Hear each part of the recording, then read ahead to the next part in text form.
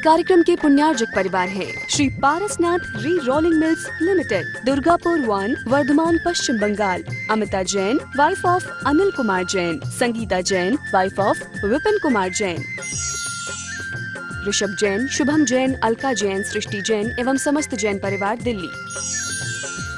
स्वाध्याय महिला मंडल बड़ा मंदिर एवं महिला मंडल मंदिर जी, मुशर्रफन, जयपुर। प्रकाश पद्मन्ना मुगड़ी, शैला प्रकाश, अनूप प्रकाश, प्रांजल जतिन मेहता, केवल जतिन मेहता, यशवंत नगर, कोल्हापुर, महाराष्ट्र। डॉक्टर निर्मला कोठारी एवं कल्याण मित्र स्वाध्याय ग्रुप, पुणे। श्री सुभाष जैन, श्रीमती सरोज जैन, श्रीमती रेणु जैन, श्रीमती अंजलि जैन, श्रीमती आरती जैन, सानवी, वर्धन, आरव, कुवम, सोनीपत, हरियाणा। श्रीमती श्रीमान एवं पुत्री की ओर से गुप्तदान।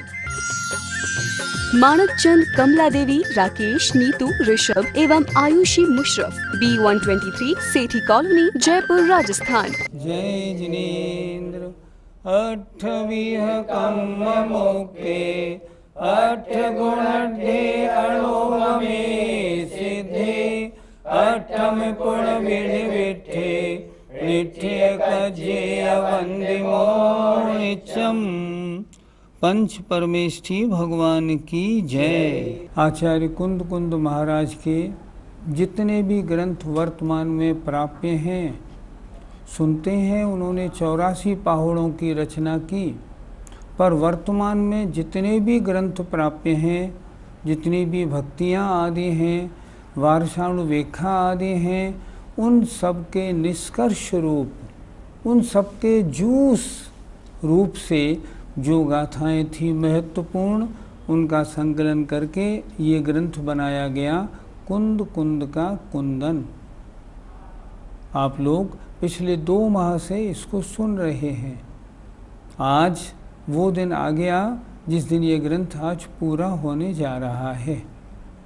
शायद आपको अच्छा लगा होगा। आइए आज अब अंतिम गाथा की ओर बढ़ते हैं। मुनियूण एतदठं तदनुगमनुज्जदो निहद मोहो, पस्मीय राग दोषो हवदिहद परावरो जीवो। मुनियूण जानकर, एतद अठम, इस ग्रंथ में कहे गए आत्मा को, आत्म पदार्थ को, तद अणुग अणुमण उज्जदो, उस ग्रंथ के अनुसार जिन्होंने चलने के लिए उद्यम किया है, तद अनुगमन उज्जदो, जो ग्रंथ में पढ़ा उसके अनुगमन करने का जिन्होंने उद्यम किया है। निहद मोहो, जिन्होंने मोह को नष्ट कर दिया है, मिथ्यात्व को नष्ट कर दिया है, जिन्होंने दर्शन मोहनी, चारित्र मोहनी को नष्ट कर दिया है। पस्मीय रागत दोषो, जिनके राग और द्वेष शांत हो गए हैं। ऐसे जो जीव हैं वे हद परावरो, पूर्वापर बंध जिन्होंने नष्ट कर दिया है, ऐसे होते हैं, अर्थात मोक्ष को प्राप्त करते हैं।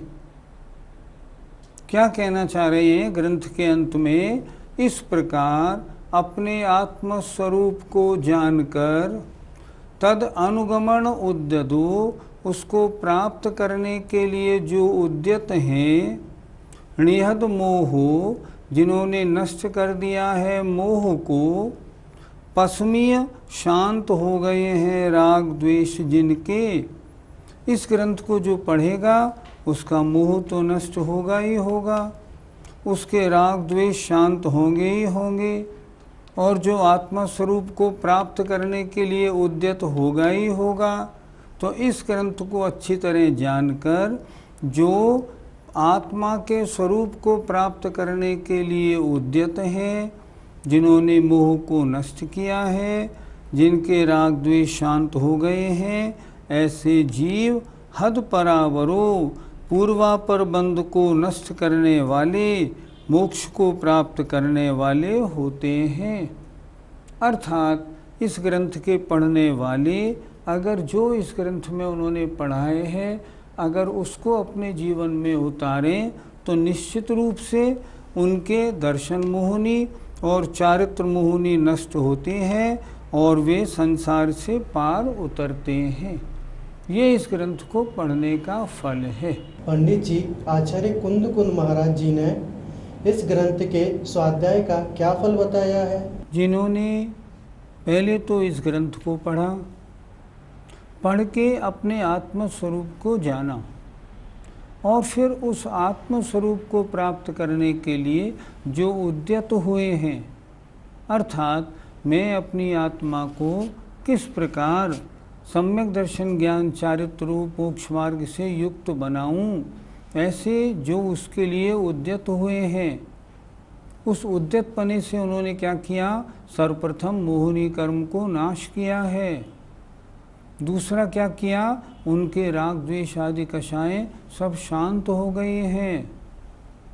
और तीसरा उन्होंने क्या किया कि इन दोनों कारणों से राग द्वेष शांत और मोहिनी कर्म के नष्ट होने से अब उन्होंने संसार का किनारा पा लिया है।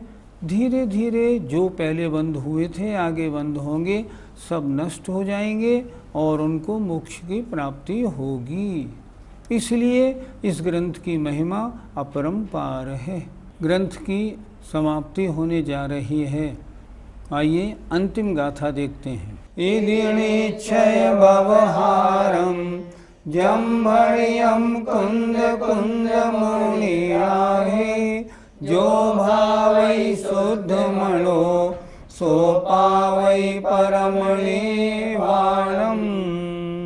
इति इस प्रकार निश्चय और व्यवहारने के द्वारा, जम माने जो, भणियम माने कहा है, कुंद कुंद मुनिनाथ माने आचार्य ने। क्या अर्थ हुआ? इस प्रकार कुंद कुंद आचार्य ने जो निश्चय और व्यवहारने से जो कुछ कथन किया है, उसको जो शुद्ध मन से भाता है, पढ़ता है, विचारता है, स्वीकार करता है और उसके अनुसार अपनी प्रवृत्ति बनाता है। जो भावई शुद्ध मनो, जो शुद्ध मन से उसको भाता है, वह परम निर्वाण को प्राप्त करता है। आचार्य कुंद कुंद महाराज, भगवान महावीर, गौतम गणधर और तीसरे आचार्य कुंद कुंद महाराज की हम सब पर बड़ी कृपा है। इसलिए उन्होंने इतना सुंदर ये गाथा लिखी है। देखें, इस प्रकार कुंद कुंद आचार्य ने, मुनिनाथ ने माने आचार्य ने, जो निश्चय और व्यवहारने के द्वारा कहा है, उसको जो शुद्ध मन से भाता है, पहले तो पढ़ता है, समझता है, याद करता है, चिंतन करता है, स्वीकार करता है और अपने को उस तरह प्रवर्ताता है। जो ऐसा करता है वह परम निर्वाण को प्राप्त करता है। अभी अंतिम गाथा हमने सबने पढ़ी। अंतिम गाथा में क्या लिखा है? इस प्रकार जो कुंद कुंद महाराज ने निश्चय और व्यवहारने से कथन किया है, जो इसको अच्छी प्रकार भाएगा वह मुक्ति को प्राप्त होगा। हम सबका लक्ष्य है मुक्ति को प्राप्त होना, संसार बंधन को तोड़ना। तो हम क्या करें? जो हमने कुंद कुंद का कुंदन पढ़ा है, इस कुंद कुंद के कुंदन को अच्छी प्रकार पढ़ें। अभी तो आपने केवल यहाँ देखा, बहुत से लोगों ने, हमने अपने पास से लगभग 1000 लोगों को किताबें भिजवाईं। जिनके पास किताबें पहुँची वो उन सब किताबों में सिर्फ मिला के 134 गाथाएँ हैं। इनका बार बार धीरे धीरे स्वाध्याय करें। आपने देखा आचार्य कुंद कुंद महाराज ने जो कुछ भी लिखा है वो उस समय की प्रचलित भाषा, आम भाषा, प्राकृत भाषा में लिखा है।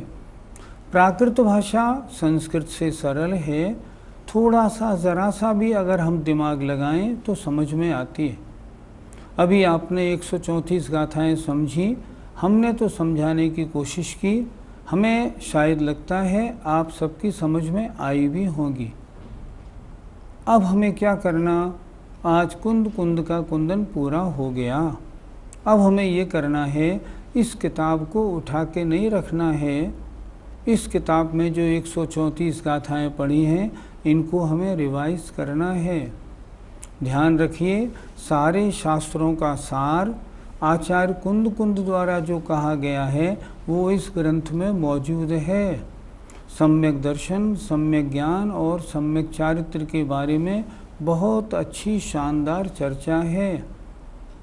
हमने इसमें क्या क्या पढ़ा, मैंने इसको नोट किया विशेष तौर पे। देखिए, पहले तो हमने पढ़ा मोक्ष मार्ग कितने प्रकार का है। गाथा नंबर 3 और 4 में मोक्ष मार्ग 2 प्रकार का, व्यवहार मोक्ष मार्ग और निश्चय मोक्ष मार्ग। व्यवहार मोक्ष मार्ग क्रिया रूप, निश्चय मोक्ष मार्ग आत्म रूप। सम्यक दर्शन के कारण भी हमने पढ़े। सम्यक दर्शन के कारण हैं भगवान के कहे गए वचन और उनके ज्ञानी पुरुष।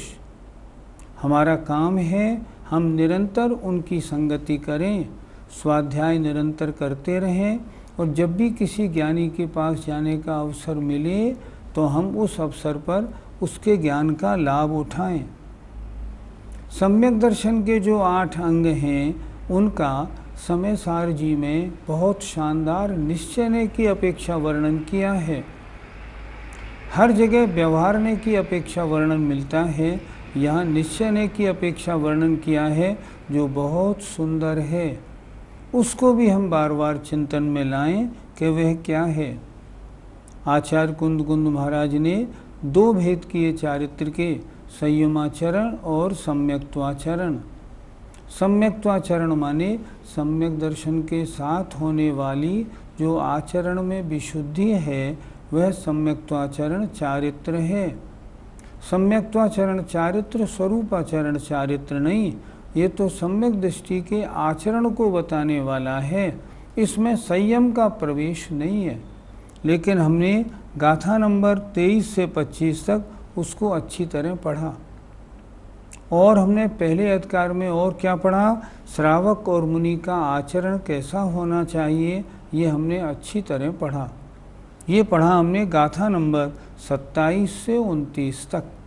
इस तरह हमारा पहला अधिकार रत्नत्रय का अधिकार हुआ। दूसरा अधिकार था उपयोग अधिकार। उसमें हमने क्या पढ़ा, पहले तो हमने द्रव्य गुण और पर्याय इनका स्वरूप पढ़ा, और फिर हमने अशुभोपयोग, शुभोपयोग और शुद्धोपयोग को पढ़ा। और पढ़ के हमने अच्छी तरह समझा ये उपयोग किन किन गुणस्थानों में होते हैं। हमें चाहिए हम इनके गुणस्थान जीवन भर याद रखें ताकि भटकन नहीं हो। अशुभोपयोग के गुणस्थान 1 से 3, शुभोपयोग के 4 से 7, शुद्धोपयोग के 7 से 12। 13 और 14वें गुणस्थान में उसका फल है। जो लोग चौथे गुणस्थान से शुद्धोपयोग मानते हैं उनकी मान्यता गलत है। हम उनकी बात कदापि न सुने, क्योंकि आगम में एक भी प्रमाण नहीं मिलता। अगर वो अपने मन से बताते हैं हमें स्वीकार नहीं।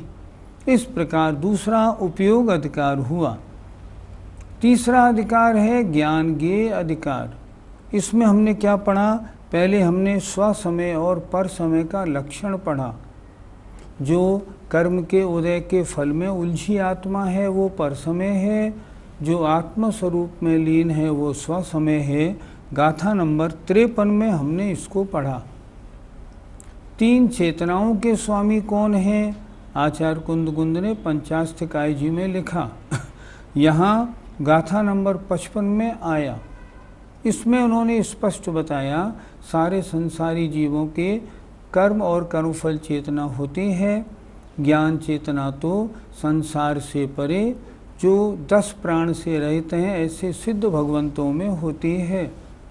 बहुत से लोग चौथे गुणस्थान से ज्ञान चेतना मानते हैं, आचार्य कुंद कुंद उसे स्वीकार नहीं करते। ये तो कहते हैं ज्ञान चेतना किनकी है, ज्ञान चेतना सिद्ध भगवान में पाई जाती है। गाथा नंबर 55 में ये विसंग आया। अज्ञानी जीव कौन सा है? बहुत अच्छा प्रसंग आया। कर्म और नो कर्मों में, सांसारिक पदार्थों में, अपने द्रव्य कर्म और भाव कर्मों में मैं यह हूँ, ये मेरे हैं, जो ऐसा विचार रखता है वो अज्ञानी है। हमने क्या करना? हमें ये करना, जो कुछ दिखता है ये मेरा स्वरूप नहीं, जो जानने देखने वाला है वह मेरा स्वरूप है। नटशेल में समझ लीजिए, जो कुछ मुझे दिख रहा है ये मेरा स्वरूप नहीं। मेरा स्वरूप तो जो जानने देखने वाला है, मैं तो वह हूँ। जब ये धारणा बनेगी तब हम ज्ञानी बनेंगे। मेरा क्या है? मेरी तो मात्र आत्मा है। जितने दिखने वाले पदार्थ हैं ये सब नाशवान हैं, ये मेरा कोई भी नहीं है। वीतराग सम्यक दृष्टि और उसकी निर्जरा के बारे में गाथा नंबर 62 में बहुत अच्छी तरह बताया है कि वीतराग सम्यक दृष्टि कौन होता है और उसके निर्जरा कितनी होती है। सराग सम्यक दृष्टि के यदा कदा निर्जरा होती है, लेकिन सराग सम्यक दृष्टि अगर वृत्त सहित हो जाए तो उसके प्रति समय होती है। और वीतराग सम्यक दर्शन तो मुनि महाराजों के शुद्धोपयोग में होता है, उनके तो निर्जरा ही निर्जरा होती है। अच्छी तरह बताया। अभव्य के धर्म सेवन क्यों नहीं होता? वो करता, कोशिश तो करता है, मुनि भी बना, मुनि बनने के बाद तपस्या भी की, 9वें ग्रह तक पहुंचा। कमी क्या रह गई? कमी ये रह गई, उसने जो भी तपस्चरण किया है वह तपस्चरण भोगों के लिए किया। मैं स्वर्ग में इंद्र बनूं, अहम इंद्र बनूं, ऐसी सोच, ऐसी बात उसके मन में थी, इसलिए जो कुछ उसने किया वो भोगों के लिए किया, कर्म क्षय के लिए किया ही नहीं। उसके मिथ्यात्व का ऐसा प्रभाव है, कर्म क्षय करने की ओर उसकी दृष्टि जाती ही नहीं। वो तो भोग कैसे प्राप्त हो उस ओर दृष्टि रहती है। इसलिए अभव्य का संसार कभी नष्ट नहीं होता। आचार्य कुंद महाराज ने अकाल मरण को बहुत अच्छी तरह समझाया और उसके कारण भी बताए। विष की वेदना, रक्त का क्षय हो जाए, संक्लेश हो, शस्त्रों की चोट लगे, ऊपर पर्वत से या वृक्ष से गिर पड़े, उस कारण आयु जितनी बंधी है, जितने दिन में समाप्त होनी चाहिए, अगर उससे पहले खिंच जाए माने नष्ट हो जाती है तो उसे अकाल मरण कहते हैं। पूरी आयु भोग के अगर कोई जीव मरता है, इसका मतलब उसका काल मरण है। यह एक अकाल मरण किस किस के नहीं होता? देवनारकियों के नहीं होता, जो चरम शरीरी हैं उनके नहीं होता, और भोग भूमियाओं के नहीं होता। क्यों? क्योंकि ये पूरी आयु भोग कर मरते हैं। कुछ लोग कहते हैं अकाल मरण सर्वज्ञ की दृष्टि में नहीं है, ऐसा बिल्कुल नहीं। नहीं तो आचार्य कुंद महाराज कथन ही क्यों करते? इसलिए वो बात ठीक नहीं। कुछ लोग कहते हैं वर्तमान में हमको आत्मा दिखती है, हम जब देखते हैं तो, उनका ये कहना गलत है। आचार्य कुंद ने गाथा 78 में बहुत स्पष्ट बताया, हम मतिश्रुत ज्ञानी परोक्ष ज्ञानी हैं, हमको आत्मा कैसे दिखेगी? नहीं दिख सकती। संसारी आत्मा अवधि ज्ञान का विषय बन सकती है, शुद्ध आत्मा तो केवल ज्ञानी का विषय होती है, क्योंकि अवधि ज्ञान अमूर्तिक पदार्थों को नहीं देखता। इस तरह ज्ञान ज्ञेय अधिकार हमारा पूरा हुआ। अंतिम अधिकार था श्रामण्य अधिकार। इसमें हमने क्या पढ़ा? जो लोग किसी भी कारणवशात, बहुत अच्छा विषय बता रहा हूँ, निर्ग्रंथ मुद्रा का आदर नहीं करते, वो क्या करते हैं, उसका क्या फल होगा? आचार्य ने बहुत अच्छा लिखा है गाथा 103 और 104 में। जो संयमी हैं, अच्छी तरह संयम पालन करते हैं, फिर भी जो उनमें दोष लगाते हैं, ये उद्देश्यक भोजन करते हैं, ये पूजनीय नहीं हैं, अगर ऐसे दोष लगाते हैं, आजकल कुछ लोग तो मुनियों में दोष लगाने का ही काम करते हैं, लगाते हैं, नहीं महान पाप का बंध होता है और वे मिथ्या दृष्टि हैं, हमको इससे बचना चाहिए। तो ये गाथा 105 में कहा गया। जिन शासन के 3 लिंग बताए, पहला लिंग बताया मुनि महाराज का, दूसरा एलक और क्षुल्लक का, और तीसरा आरिका और क्षुल्लिका का। उसका बहुत अच्छा वर्णन इसमें उन्होंने किया। जिन दीक्षा का स्वरूप क्या है? जिन दीक्षा तो निर्ग्रंथ रूप ही है। इसीलिए आचार्य कुंद महाराज लिखते हैं, आरिकाएं चाहे पंचम गुण स्थान में उच्चता में स्थापित हैं, फिर भी उनकी दीक्षा नहीं होती, क्योंकि जिन दीक्षा उसी की होती है जो नग्न होता है। मुक्ति लिंग से नहीं होती, वेश धारण से नहीं होती, परिणामों की विशुद्धि से होती है। इसको गाथा नंबर 114-15 में बहुत अच्छी तरह बताया। कुछ लोग कहते हैं ये क्षुल्लक, एलक और आरिकाएं मोक्ष मार्गी हैं, लेकिन आचार्य कुंद महाराज ने स्पष्ट घोषणा की, गाथा नंबर 116, णग्गो विमोक्ष मग्गो, नग्नता ही मोक्ष मार्ग है। अगर वस्त्र है तो अभी मोक्ष मार्ग नहीं। बहुत अच्छी गाथा लिखी, जिसके अनुसार क्षुल्लक, एलक और आरिकाएं ये मोक्ष के मार्ग पर चल पड़ी हैं, अभी मोक्ष मार्ग इनका प्रारंभ नहीं हुआ। आगे होगा, अगर सम्यक सहित हैं तो निश्चित होगा, इसमें कोई दिक्कत नहीं। मुनि महाराज के लिए समता परमावश्यक है। अगर समता नहीं तो वन में रहना, व्रत उपवास करना, स्वाध्याय ध्यान करना सब बेकार है। इसलिए सबसे पहले समता धारण करें। हम गृहस्थों के लिए भी, अगर हमें घर में रहते हुए भी धर्मात्मा बनना है, पहले हमको समता धारण करनी चाहिए। समता का मतलब होता है अच्छे और बुरे में समान परिणाम। किस मुनि की कौन वंदना करे, हम किसकी वंदना करें, किसकी नहीं करें, बहुत स्पष्ट लिखा है उन्होंने। आगम के अनुसार जिनका आचरण है वे वंदनीय हैं, जिनके पास रंच मात्र भी परिग्रह है वे वंदनीय नहीं। स्पष्ट बहुत अच्छी गाथाएं लिखी हैं, वे वंदनीय नहीं हैं, वे तो स्वयं निगोज जाने वाले हैं, उनकी हम क्या वंदना करेंगे।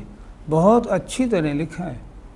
एक बात और लिखी है, लौकिक श्रमण कौन होते हैं? जो लौकिक कार्यों में उलझे हैं, यंत्र मंत्र तंत्र वैद्य ज्योतिष, इनमें जो उलझे हुए हैं वे सब लौकिक श्रमण हैं। ये श्रमण नहीं हैं, श्रमणाभास हैं, नाम के श्रमण हैं, इनमें मुनिपना है ही नहीं।